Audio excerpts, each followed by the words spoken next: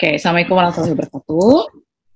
Waalaikumsalam. Oke, jadi pagi ini kita akan masuk materi baru tentang equity.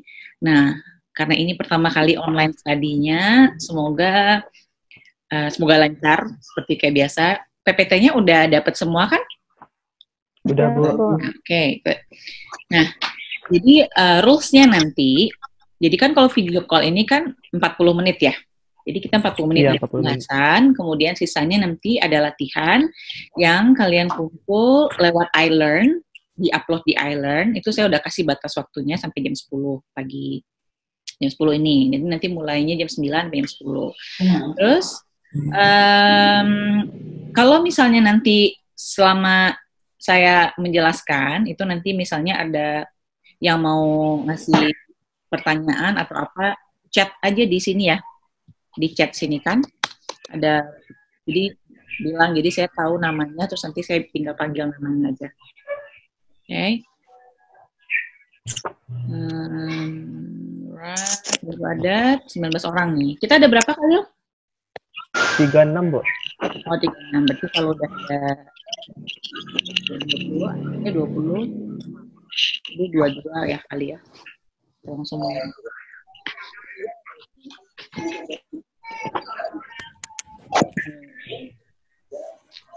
Alright, udah 20 orang.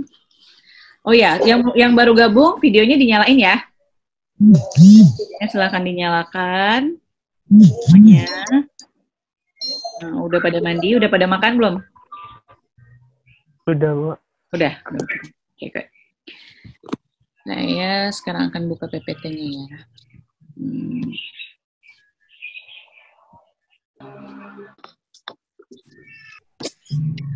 Ya, sekarang kita masuk materi equity. Jadi nanti ada 8 tujuan pembelajaran di sini.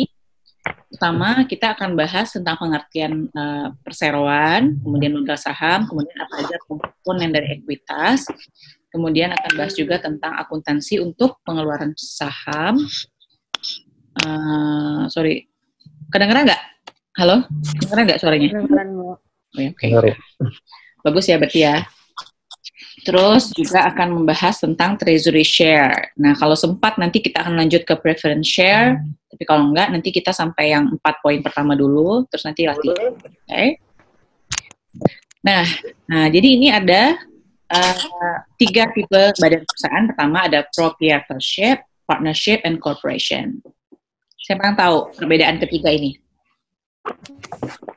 Silahkan chat. Mana dia? Kolom chat.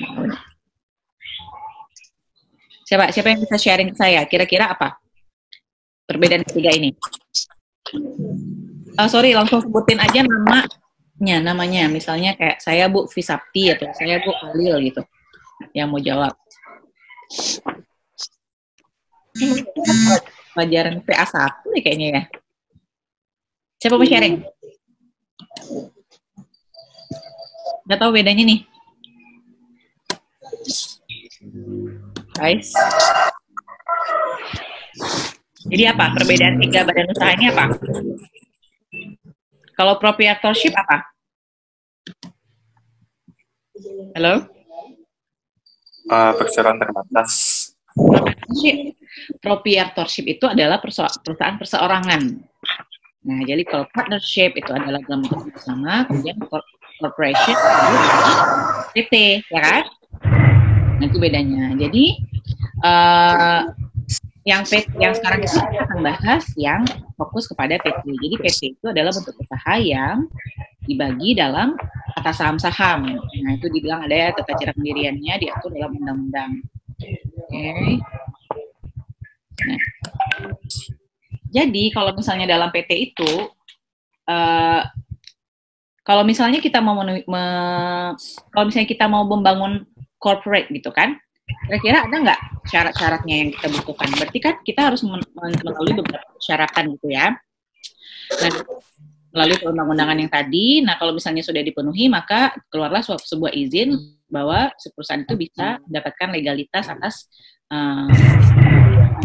gitu. Nah, ini adalah jadi dalam badan usaha ini Setiap saham memiliki hak yang proporsional. Pertama, dalam hal apa? Dalam hal pembagian laba, kemudian dalam hal pemilihan manajemennya, kemudian dalam hal pembagian aset pada saat dia likuidasi. Jadi kalau misalnya likuidasi, nanti bagaimana pembagian asetnya itu juga diatur, bagaimana hak-hak dari pemegang sahamnya. Kemudian bisa juga membeli saham pada saat terjadi perusahaan baru. Terus, oke. Selanjutnya ini adalah bagaimana kita mengidentifikasi komponen dari ekuitas. Jadi ada berapa di situ komponen equity? Ada 6 ya. Nah, Iya, oke, coba kita lihat pertama itu ada. Jadi pertama itu share capital, share premium, return earning, accumulated other comprehensive income, treasury share, dan minority interest. Share capital apa? Ada yang mau share nggak? Kira-kira share capital itu apa maksudnya? Saham yang tipenya apa? Bisa juga disebut dengan saham biasa gitu ya. Saham common stock. Ya, apa nggak? Siapa yang mau share? Coba sebut namanya, bisa catat nih. Ini kayaknya udah pernah dibahas kan sebenarnya. PA ada dibahas ini kan nggak? Ada nggak? Ada. Udah Bu, di PA 2. Oh, udah di PA 2. Oke, good. Siapa? Khalil, mau share Khalil? Yang share Ya, ordinary Bu. Kalau ordinary share tuh saham yang tidak memiliki keistimewaan tertentu Bu. Apa? Tidak? Saham yang memiliki hak-hak utama atau keistimewaan. Oke. Share capital ya. Nah, kalau yang share premium gimana? Kenapa munculnya adanya share premium kalau di share premium?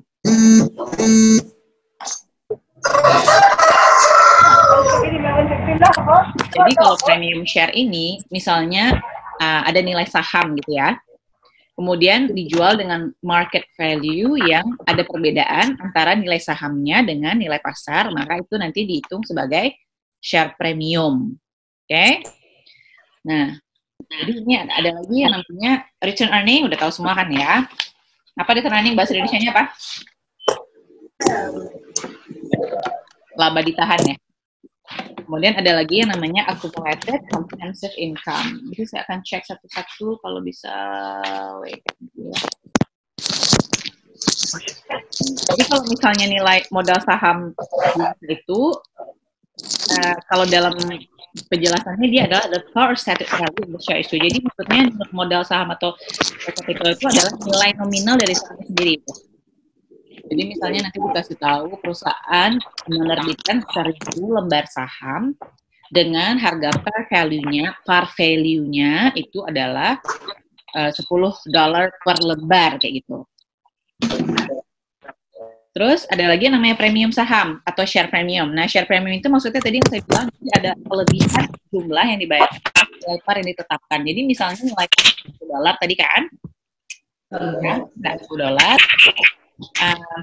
dibayar nilainya $5. Jadi ada $5 perbedaan, itu yang namanya share premium. Okay?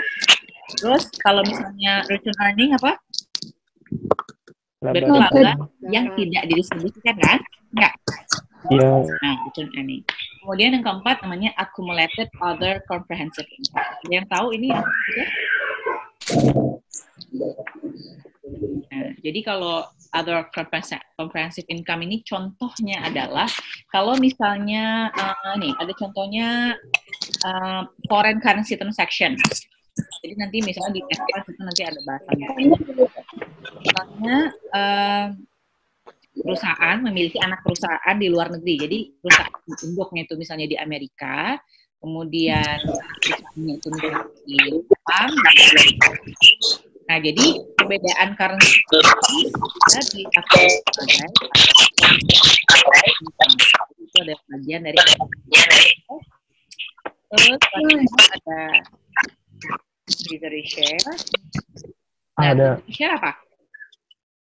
Ada gangguan Bu suara.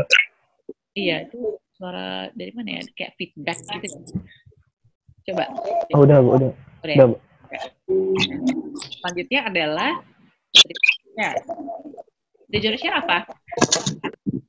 Treasury share itu jumlah saham yang dibeli kembali oleh perusahaan. Jadi dia kembali, kan? Minority interest. Kalau suaranya nggak jelas, bilang ya, tanya ya. Iya, Bu. Oke, good.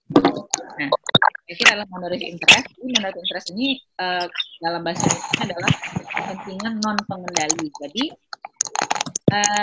contohnya juga dalam perusahaan yang memiliki anak perusahaan. Jadi misalnya perusahaan induk dia meng-acquire saham minoritas kayak gitu. Jadi ada bagian dari ekuitas perusahaan anak yang tidak dimiliki. Dia acquired 80% saham anaknya. Itu siapa? Sorry. Thailand ya, Thailand semua ya. Oh, ada yang sama ya online-nya. Oke, kita lanjut ya. Sampai sini ada yang mau ditanyakan? Berarti perbedaan dari 6 equity ini udah tahu ya?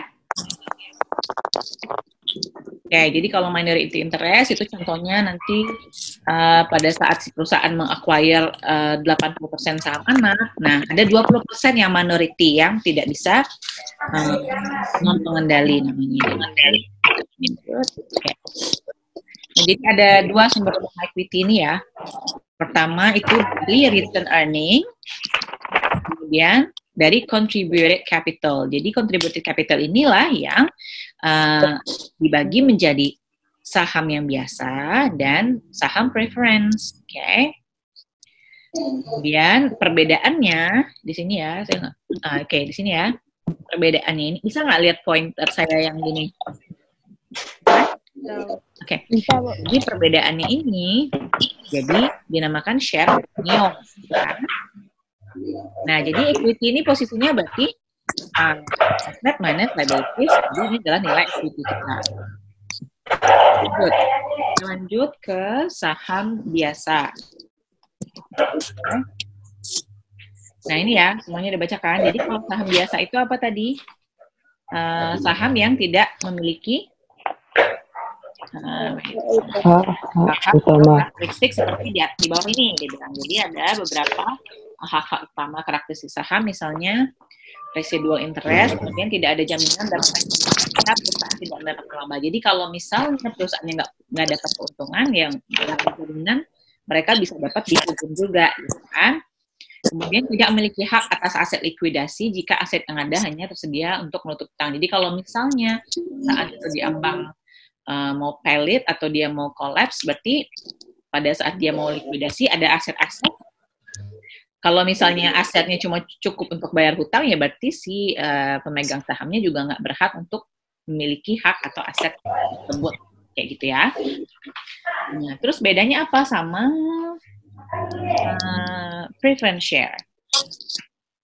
Nah, kalau preference share namanya aja sih udah tahu ya, preference. Preference maksudnya apa? Berarti dia kalau dalam bahasanya kan dia lebih diutamakan kayak gitu kan. Jadi preference share ini adalah saham memiliki hak utamanya, salah satunya pertama untuk mendapatkan dividen. Oke? Ya, aku tidur dong, naik ojek aja lo. Ojek milik nggak ada juga. Siapa tuh? Oke, lanjut. Oke ya. Kemudian ya untuk mendapatkan dividen. Kemudian dia yang kedua apa? Dia bisa pengembalian modalnya lebih dahulu. Jadi kalau misalnya pada saat itu si pemegang saham preferen ini dia akan lebih dulu mendapatkan pengembalian modal gitu kan, sebelum nantinya baru pemegang saham biasa yang akan dikalkulasikan. Kemudian mereka juga punya hak suara dan manajemen. Kemudian hak untuk mengkonversi saham preferennya bisa menjadi saham biasa. Jadi kalau misalnya dia mau merubah saham preferennya menjadi biasa, itu bisa dilakukan oleh pemegang saham preferen. Oke ya, betul ya perbedaannya kan. Berarti secara umum saham preferen yang biasa ini berbeda pada hak-hak si pemegang saham. Berarti bagusnya mana? Biasa atau preferen? Yang preferen lagi.